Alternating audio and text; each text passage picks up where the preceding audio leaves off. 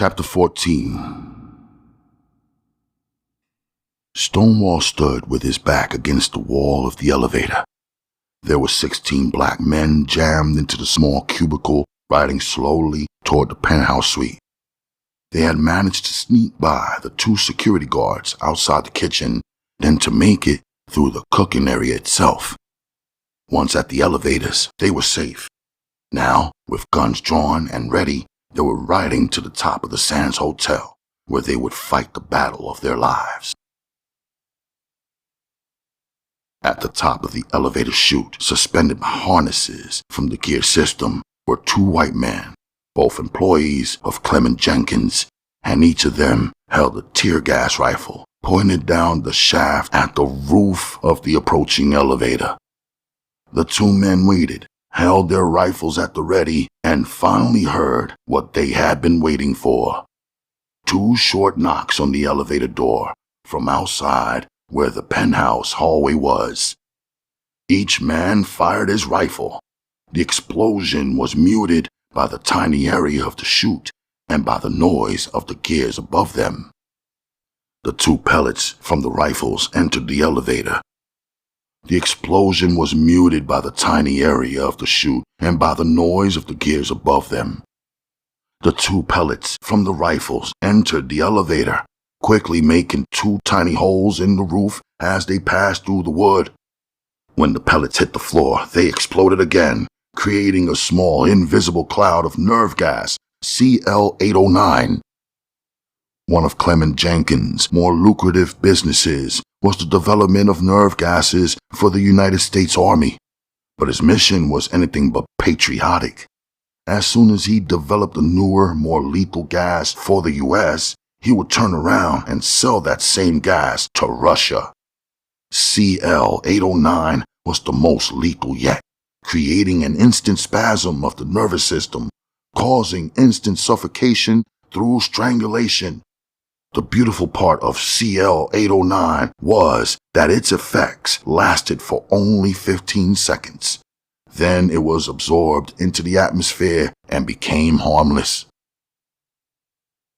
Neither Stonewall nor any of his men inside the elevator ever knew what hit him. In an orgy of convulsions, each man struggled for a split second to retain his life.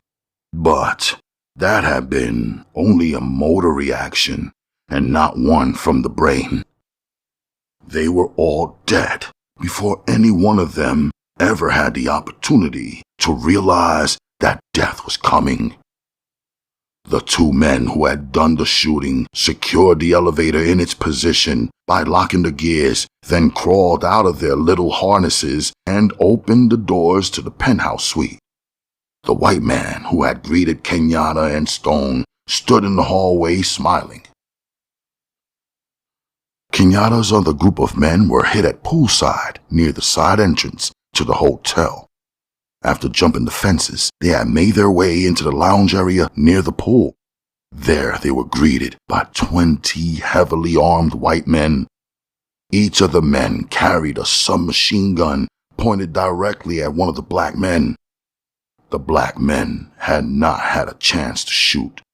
They dropped their pistols and sawed-off shotguns onto the floor and allowed the white army to lead them into the sauna room. 19 of Kenyatta's best men were herded into the small cubicle used to sweat off the fat and blubber of wealthy white men. None of the black men needed to lose a pound from their young, strong frames. The last of the whites shoved the last black man into the sauna room. Before closing the door, he tossed in a small capsule, which exploded like a tiny firecracker upon hitting the ground. The black men inside the room watched the little thing explode. It was the last thing any of them would ever see. Once again, Clement Jenkins had created a marvel. No one in the room really saw either of the 2 black men pull out the pistols. The first that anyone knew about it was through the retort of the gunshots as both men began firing. Kenyatta took aim at Clement and fired, but the bullet struck the wood frame of the desk, bounced off, and struck Clement in the shoulder. Elliot Stone knew he must knock off the two guards. He lifted his .45 and fired at the one next to the door, attempting to get out his pistol. The bullet struck the man in the forehead. He flew backward, crashing against the wood and screaming out. Stone whirled off the couch and hit the floor, spinning his body around so that he could get a shot at the guard who was standing next to him. But the man was taking direct aim at the big black man. Kenyatta was holding his pistol out with two hands, pointing the gun at Clement's desk. But the white man had fallen to the floor when he was struck by the first bullet. Kenyatta was waiting for the man to crawl out from behind the desk. He wanted to see the white man crawl, the white millionaire who dealt in death.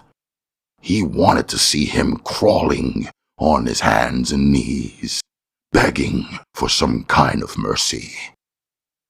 Kenyatta would wait all night to see it, to see a man whom he had hated in the abstract for so many years beg him for his life. But Kenyatta was not to see this.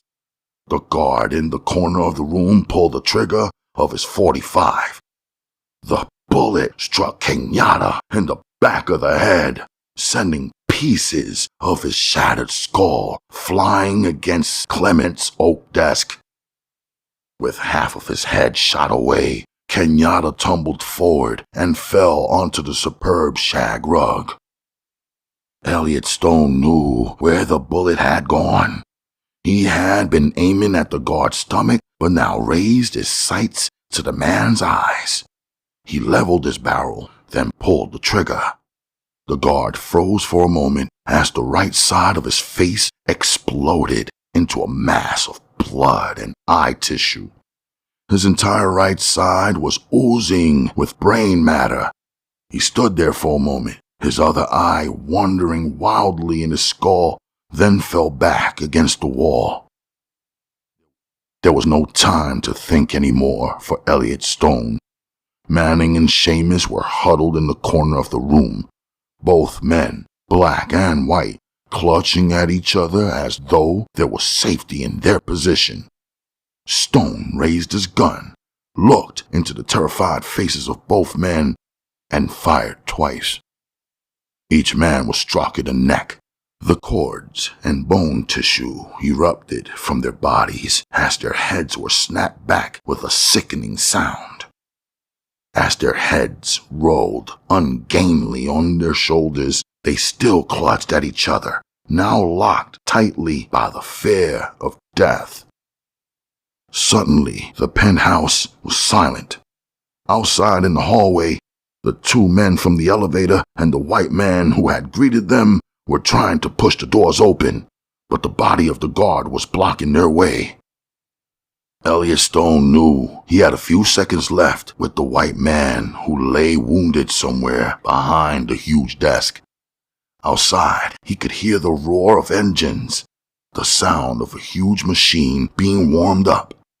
At first, Stone did not know what it was, but after listening for a second, he recognized it as a helicopter. Stone crept along the floor, around the couch, and toward the huge desk.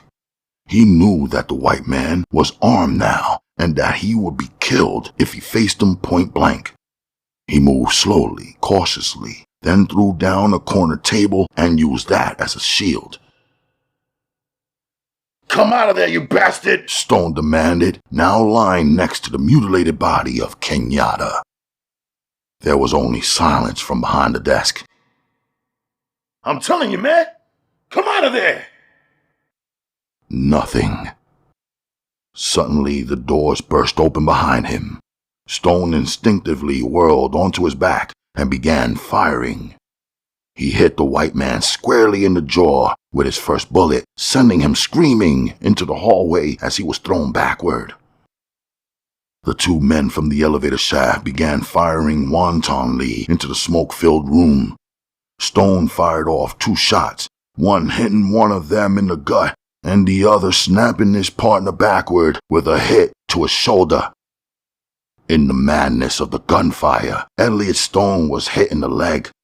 He felt the bullet enter a spot just below his bad knee.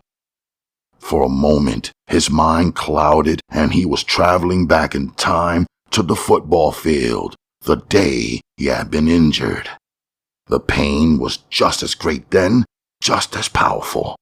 But now, lying back against the body of Kenyatta, he felt as though he would not survive this one. That other time, a crowd had cheered him. His teammates had gathered around him to give him words of encouragement. It was different this time. His only friend, the only black man he had come to really know and respect, was lying dead next to him on the floor. A warm gust of air and the thunderous sound of a helicopter engine drew Stone out of his delirium. He sat up on the floor, still clutching his leg. He turned and looked out the picture window. The windows in the suite were open and the warm desert air was blowing into the death-filled room. Crawling, half walking, Stone made his way to the window. Outside was a small patio, but off to the right was a huge space, the roof of the hotel. On the roof was a helicopter. Clement Jenkins was staggering toward the machine, trying with all his energy to make it to safety. "You bastard!" Stone cried as he ran out onto the patio and toward the waiting chopper.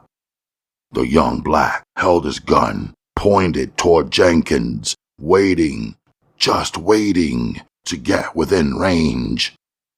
Finally, Stone was within shooting distance. Jenkins was at the side of the helicopter, struggling to get up into the open doorway.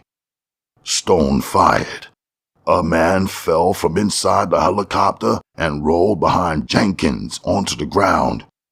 Suddenly, two sets of arms lifted Jenkins into the darkness of the helicopter. Elliot Stone moved as quickly as he could across the roof. The black before him, like the blackness of the Notre Dame line, loomed as a challenge. The former running back moved toward the jungle, toward the open field, but the darkness remained. The helicopter was now 15, then 20, then 30 feet above his head. Stone fired at the machine, using his last bullet, but the bullet shot into the night sky, traveling to infinity. The last glimpse Elliot Stone had of the chopper was one he would never forget.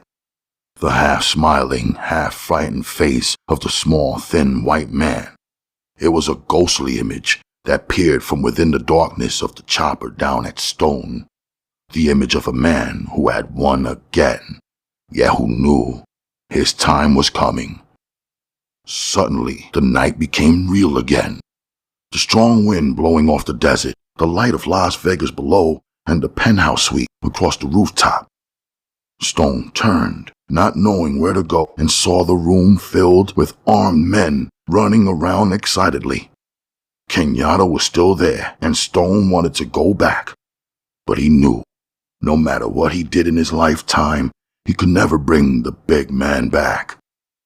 He knew he must run. Using the fire escape on the side of the hotel, Elliot Stone managed to escape the small army of Clement Jenkins. The parking lot in front of the Sands was quiet. Stone had expected police to be swarming the place. Instead, just a few late-night strollers passed nearby. Trying to cover his wound, Stone limped to where they had left the Cadillac, fished inside his pocket for the keys, and climbed inside the car. A half-filled bottle of Jack Daniels lay in the glove compartment, and the young black took a long, strong swig.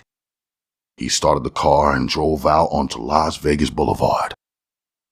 As he drove out along the strip, he passed Caesar's Palace. Huge crowds milled around the fountains in front, talking and laughing in the warm desert night. Stone clutched his leg and tried to stop the bleeding.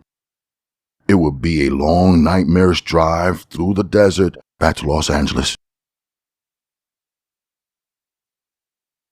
Detectives Benson and Ryan peeled off their suit jackets and threw them into the front seat of their car.